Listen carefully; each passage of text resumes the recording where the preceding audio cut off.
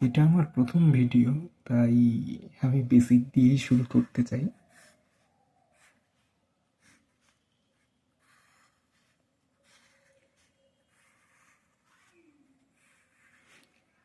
মোটামুটি আপনারা সব চ্যানেলে দিলেই কিছু না কিছু তথ্য পেয়েই যাবেন দিনের শেষে।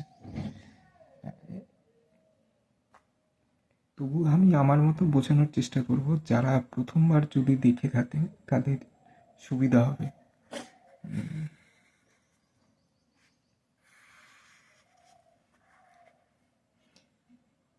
এটা হলো 1 নম্বর ঘর, এটা হলো 2 নম্বর ঘর, এটা 3 নম্বর, এটা 4 নম্বর, এটা 5 নম্বর, 6 নম্বর, 7 নম্বর, 8 নম্বর, 9 নম্বর, 10 নম্বর, 11 নম্বর, 12 নম্বর।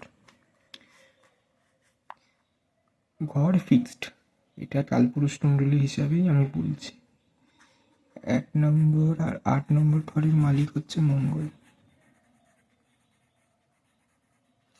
1 আর 8 হচ্ছে মেষ আর বৃশ্চিক রাশি।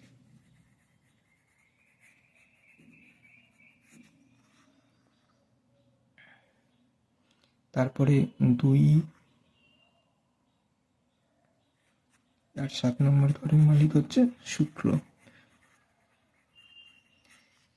2 নম্বর রাশি হলো বৃষ বা বৃষ বলতে পারেন, আর হচ্ছে তুলা রাশি, যাতে আপনারা দাড়িপাল্লা হিসাবে দেখে। 3 নম্বর ঘর আর 6 নম্বর ঘরের মালিক হলো বুধ। 3 নম্বর হলো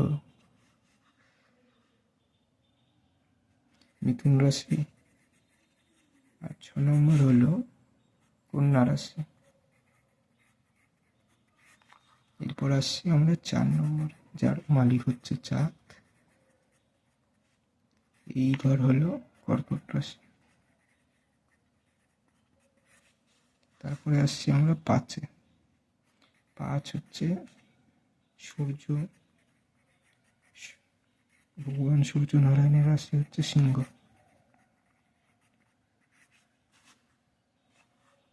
এরপরে হচ্ছে আমাদের 9 আর 10 নম্বর। এরপরে আমাদের হচ্ছে 9 আর 12 নম্বর রাশি, যার মালিক হচ্ছে বৃহস্পতি, বা আমরা যাতে দেবগুরু বলি। উনি হচ্ছেন ধনু রাশি। আর মীন রাশির মালিক।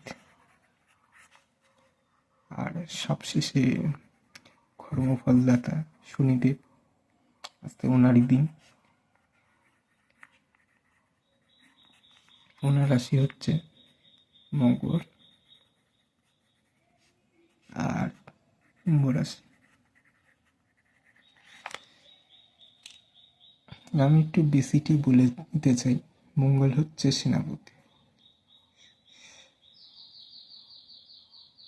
প্রথম ধর আমাদের জন্মের ঘর, যেখান থেকে আমাদের নিজেদেরকে দেখা যায়। আর 8ম ধর হলো মৃত্যু। মোট কথা জন্ম থেকে মৃত্যু পুরোটাই মঙ্গলের হাতে। এরপরে আসছে শুক্রাচার্য, আমাদের ব্যাংক ব্যালেন্স, পিডি ব্যাংক বা আমাদের পরিবার, এগুলোর কারো 2 নম্বর ঘরে কারো হচ্ছে শুক্র।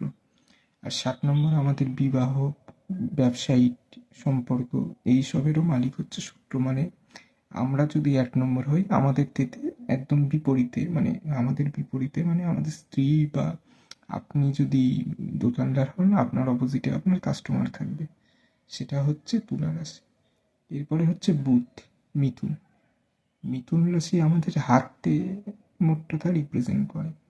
মিথুন রাশি আমরা কীভাবে আমাদের কথা বলার ধরন হবে, মানে বলা যেতে পারে গলার আওয়াজটা আপনার 2 নম্বর ঘর থেকে বা বৃষভ রাশি থেকে দেখা হয়। বা কিন্তু আপনি কথাটা কীভাবে বলছেন, মানে আমি এখন কথাটা যেভাবে আপনাদের বলছি, এই কথা বলার স্টাইলটাই হচ্ছে মিথুন। এরপরে বুধের আরেকটা রাশি হলো কন্যা।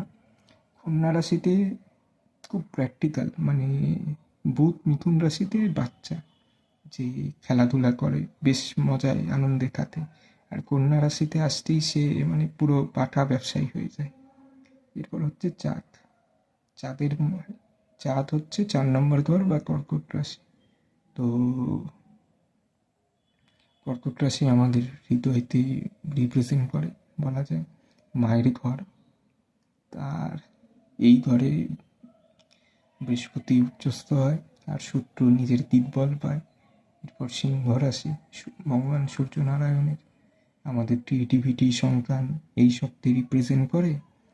আর এরপরে হচ্ছে 9 আর 12 নম্বর বৃহস্পতি রাশি, ধনু আর মীন আমাদের ধর্মতে রিপ্রেজেন্ট করে বাবা, গুরুজন এদেরকে। আর মীন রাশি হচ্ছে আমাদের খরচ, আমরা জিনিসটাতে কীভাবে ছাড়তে পারি। 10 আর 11 নম্বর হচ্ছে শনি রাশি, মকর আমাদের কাজটাতে রিপ্রেজেন্ট করে। আর কুম্ভ রাশি লাস্টে 11 নম্বর, আমরা যে কাজটা করলাম সেই অনুপাতে আমরা কেমন ফল পাবো, বা আমাদের আশেপাশে আমাদের বন্ধুবান্ধব বা বড় ভাই বা সার্কেল কেমন সেটা। তো এটা নিয়ে আজকের ভিডিও শেষ করছি। এটা আমার প্রথম ভিডিও, তাই কিছু মনে করবেন না, কারণ আমি এখনও অত ভালোভাবে মানে বলাটা শিখিনি।